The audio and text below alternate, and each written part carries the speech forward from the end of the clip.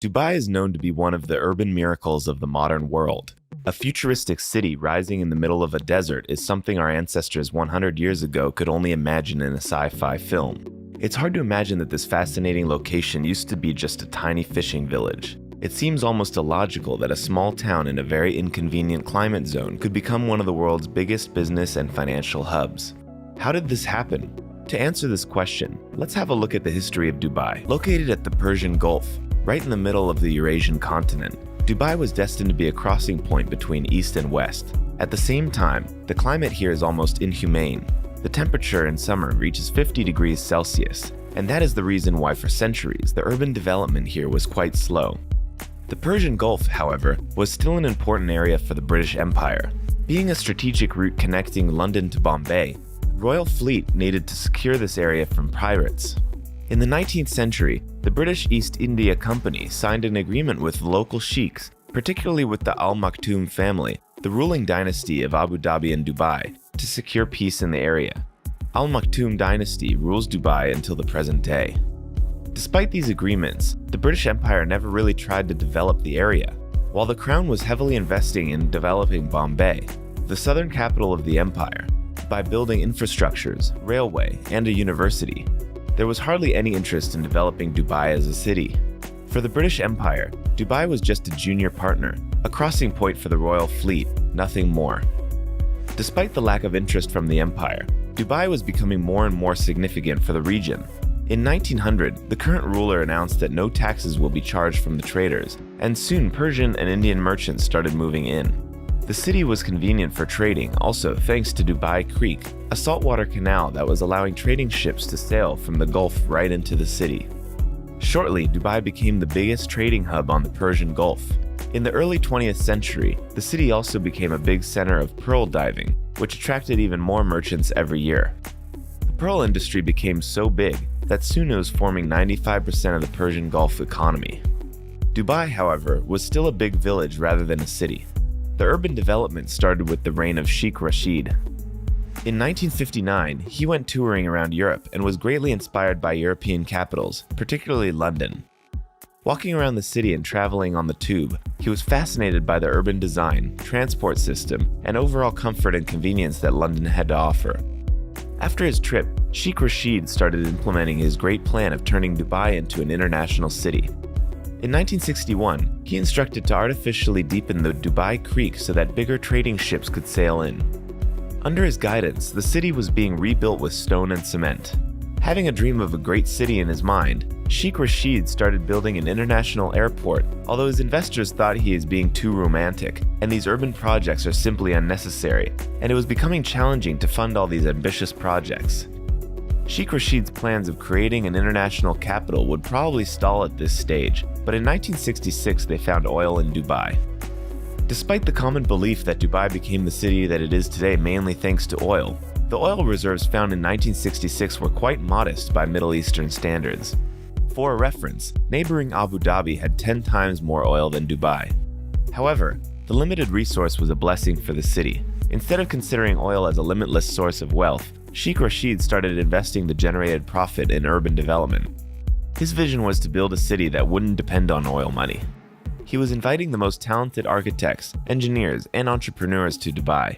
Since Sheikh Rashid's biggest inspiration was London, he hired a team of British experts who were consulting him on further steps. One of Sheikh Rashid's main goals was to make Dubai attractive for all nationalities. Despite being a Muslim city, he made sure people of other religions and beliefs could feel comfortable living there. Like most of the other newly developing cities, Dubai needed a grand project that could attract international attention, so Sheikh Rashid instructed to build a skyscraper. In 1979, the 39-story building named Dubai World Trade Center was officially opened for business. Being an unprecedented urban project for Dubai, it was insignificant for the world, where 100-story buildings already existed.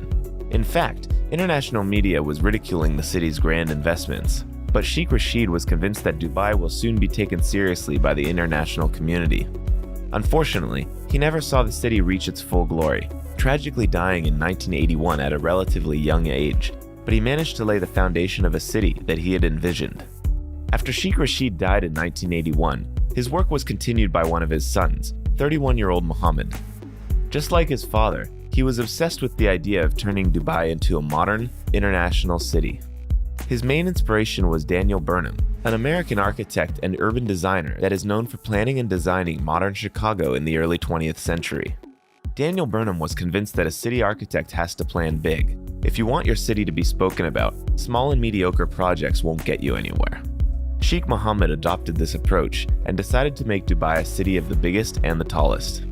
In 2000, he introduced Emirates Towers, which were higher than any building in Europe at the time. But that wasn't big enough for Dubai. Sheikh Mohammed wanted to build the tallest building in the world. In 2010, they completed the construction of Burj Khalifa, the highest skyscraper in the world. Being a very hands-on manager himself, Sheikh Mohammed was spending most of his time on construction sites. He was circling the city in his white Mercedes, which registration plate said Dubai 1. This plate was reflecting his overall philosophy and life mission.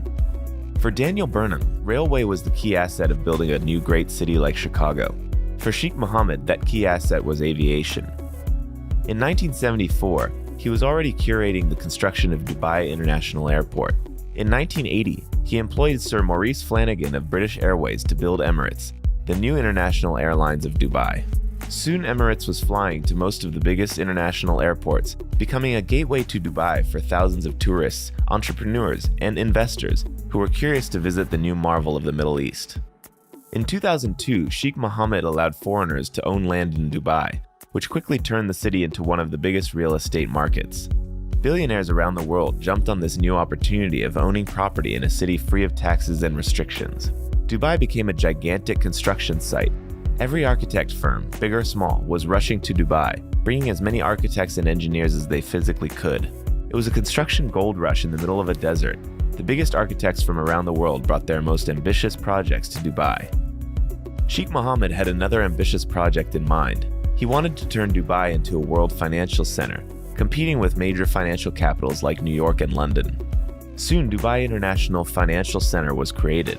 It's a special economic zone covering 110 hectares with its laws and regulations. It was basically a separate state within a city, like the Vatican in Rome. The hub shortly became home to the giants of the international banking system, including Citibank, HSBC, and Standard Chartered. Dubai was growing rapidly. Soon, 95% of the population were foreigners from around the world. This, of course, had a great impact on the local culture.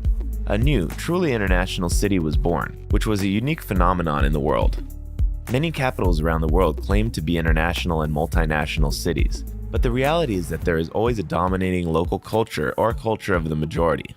For example, London, which served as an inspiration for Sheikh Rashid when he started developing Dubai, although being a diverse city and home to numerous ethnicities and cultures, is still a British city.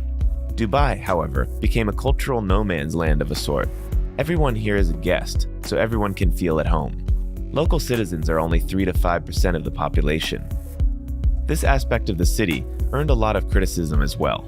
For example, the Washington Post once stated that Dubai, in its attempt to be a successful Arabic city, had to sacrifice all its Arabic features.